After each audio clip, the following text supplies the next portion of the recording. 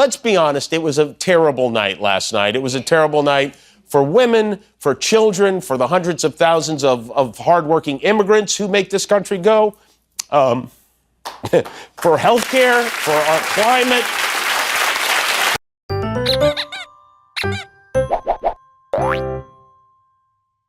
Hello everyone, I'm Yopi from Yopi's English School. 皆さんこんにちは、ヨピでございます。本日取り上げるクリップは Jimmy Kimmel reacts to Donald Trump winning the presidential election ということで、リベラル派で知られるアメリカのコメディアンジミー・キンメル氏が大統領選におけるトランプ氏の勝利を受け、自身の思いを吐露するという内容です。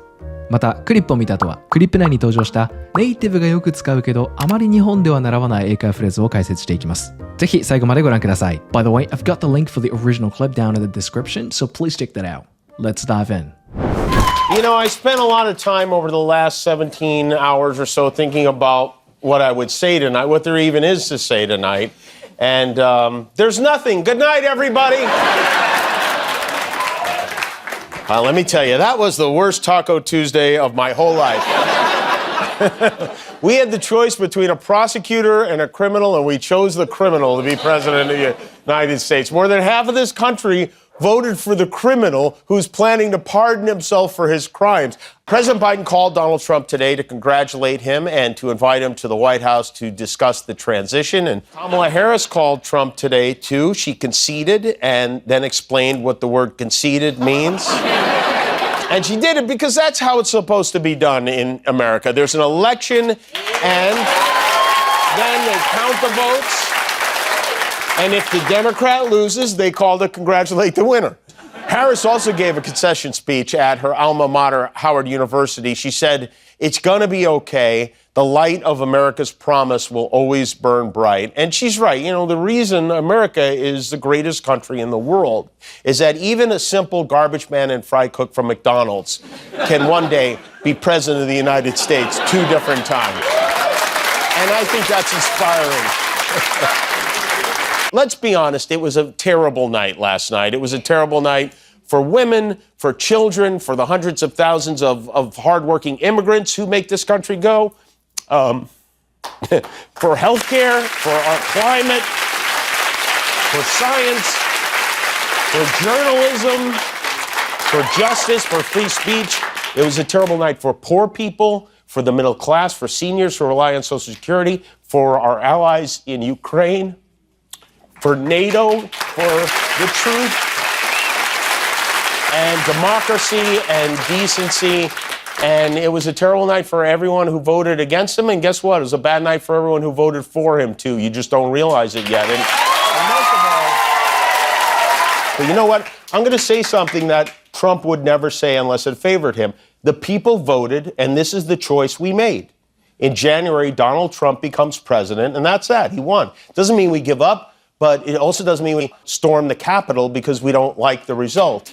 And, you know, I've been trying to come up with something positive. The best I can come up with is we've been through this once before. And yes, this time it is probably going to be worse, maybe a lot worse. But I also think that maybe we will look back and realize that in the long run, this is what we needed to wake us up. Maybe the people who care so much about him need to find out how little he cares about them. Now, all the promises he makes about stopping wars and imposing tariffs and how he's going to crush inflation and cut taxes. Now he has to do this stuff. And I hope he does. I really do. I hope his next unpredictable act is to reach across the aisle and do something positive. He really does. The bar's low. He has an opportunity to win us over. He won't, probably, but he could. Or maybe the only good part of all this is he can't run again in 2028. I don't know. Listen, I'm disappointed. I know a lot of you are too. I thought common sense would prevail. I'm so stupid. I always think it's going to. But for a lot of people, this just isn't important. It's not high on their list. There's evidence that many voters didn't even realize Joe Biden wasn't on the ballot anymore. I mean, it was literally the only thing people talked about for a year. So the idea that some Americans didn't know who was running seems so crazy to me. We went out on the street today and we asked people if they voted today. And, of course, the election was yesterday. But did our fellow Americans know that? Well, let's find out. Today, Wednesday, November 6th, obviously Election Day. Are you excited about it? I'm excited, but I'm very nervous as well, yes. you have any predictions for the election? I don't have any predictions. I've been watching the news, and it's hard to say what's going to happen. So, What news have you been watching?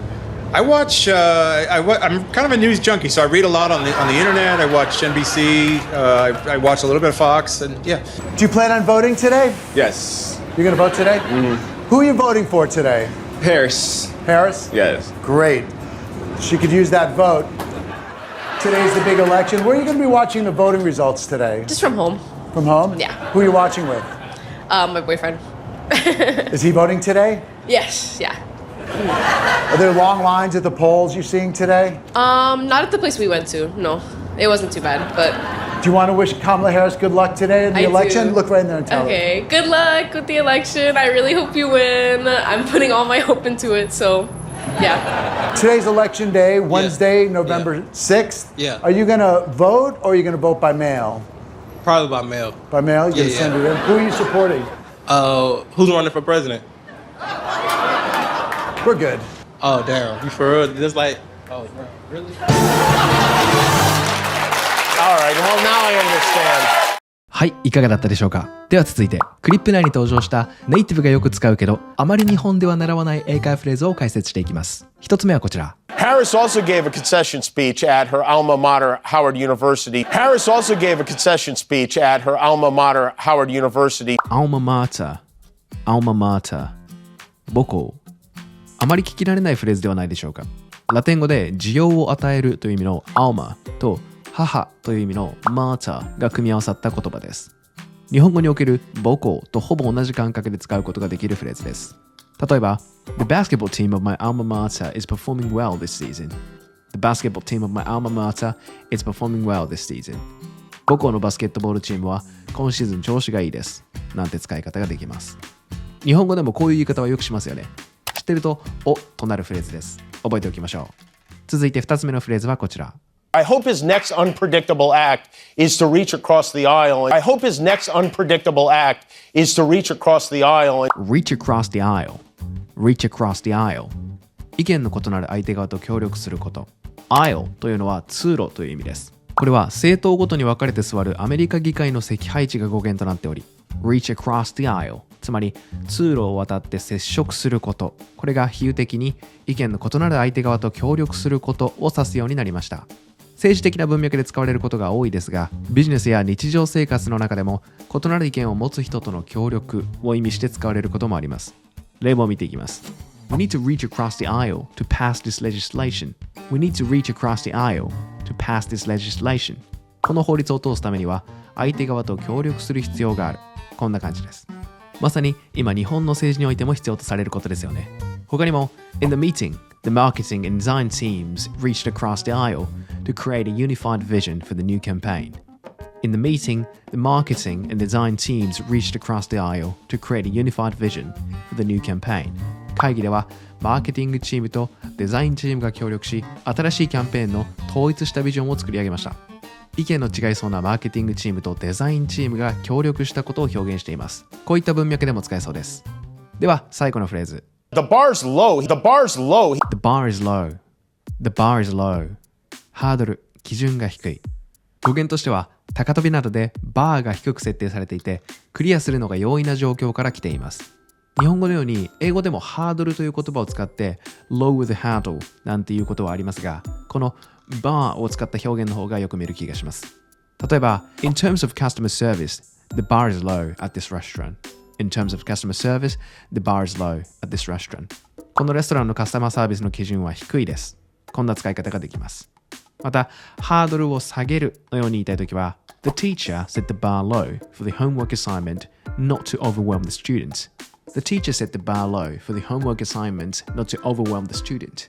先生は学生を圧倒しないように宿題のハードルを下げました。こんな風に set the bar low もしくは lower the bar という表現を使います。